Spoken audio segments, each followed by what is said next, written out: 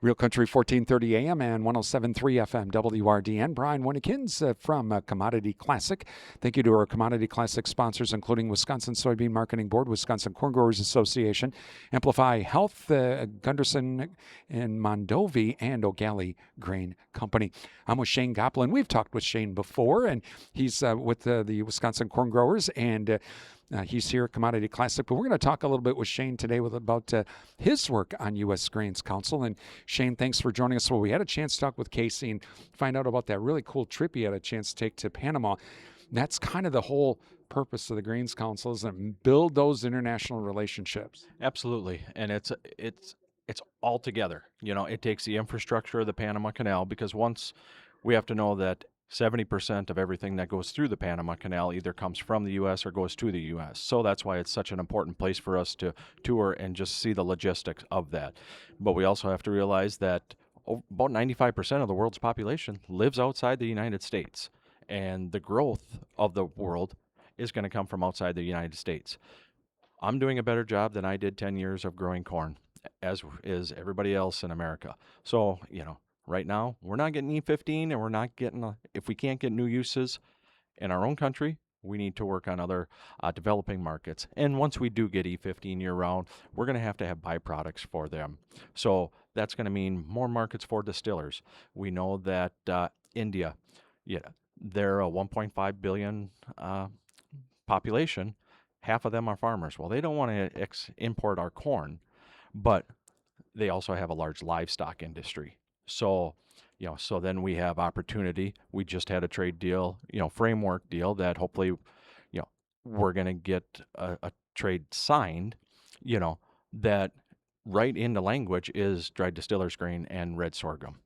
So that's opportunity for us, and that's the work of the U.S. Grains and Bioproducts Council. Is they are there. They've got boots in the ground on all these different countries, and just showing what our product can do for them. It's I equate it to a salesman, somebody that just pops in off the street. Hey, buy from me. No, we got to build a relationship with them. How is our product going to fit into your lifestyle, and what can we do to help you improve your lives? Talking with Shane Goplin this morning, as he is with the Wisconsin Corn Growers, and he was at Commodity Classic. He's also on U.S. Grains Council, talking about international trade. Those relationships, not only are there relationships for new markets, but we also have to keep our relationships with our existing markets. I'll use Canada and Mexico, and we've had a lot of tension recently, and so it's even more important to keep those relationships, because there's the political side of it, and then there's the relationship side. Absolutely. We got to keep the friends to the north and friends to the south, and Mexico, that being that is our largest corn export market, Canada being our biggest ethanol market. And we're urging, that, we need the renewal of USMEA, to keep that relationship going, because they're our closest neighbors, closest allies. So we need to work with them, and it's a priority for us. Absolutely. Now, when with the Grains Council, you do a lot of international stuff and international trade, but even coming back home without the infrastructure to get stuff out, isn't that just as important as the Grain Council kind of work on some of those things too? I know it's not international, but geez, if we don't have the ports, and we don't have the rail, and we don't have all that stuff, great, you made a trade deal, but we can't deliver. Absolutely. And that's why I'm having a breakfast tomorrow morning with Waterways Council. They are heavy. We are the most fortunate country in the world that have, 5 borders. We have the Mississippi River, where we can efficiently move our product from the upper Midwest, where we are called home, to the port. We can go through the St. Louis Seaway if we want, but we can, use the Mississippi River locks and dams to get through there. And that's also been a huge priority for us, no matter what industry, to, keep the upkeep going on the Mississippi lock and dam system. It's vital. Finally, what are some of the other things that Grains Council are going to be working on in the upcoming year?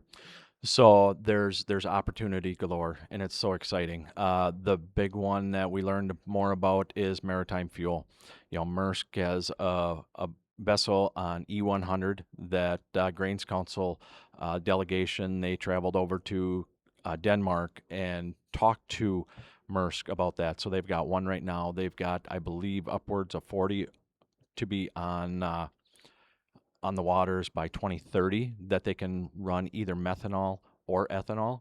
So it's an easy conversion if they're already running on ethanol. And one of the things that they asked is, with the opportunity of this, are we going to be able to grow enough corn? It's exciting, but we know that it's not just going to come at the snap of a fingers. There's going to be work to do. We're going to need trade deals. We're going to have to work with other countries and get opportunities for the infrastructure, because it's going to take a different infrastructure.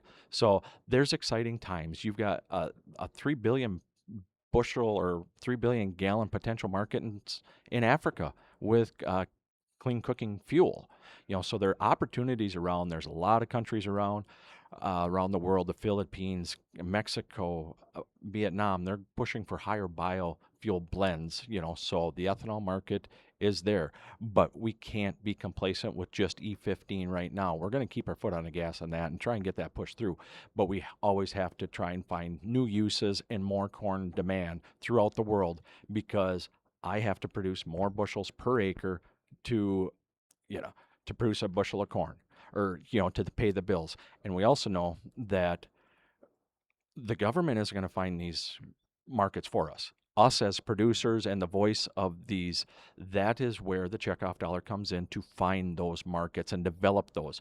We need the government to sign the deals and put it all together, but we have to show them that our products are advantageous to others.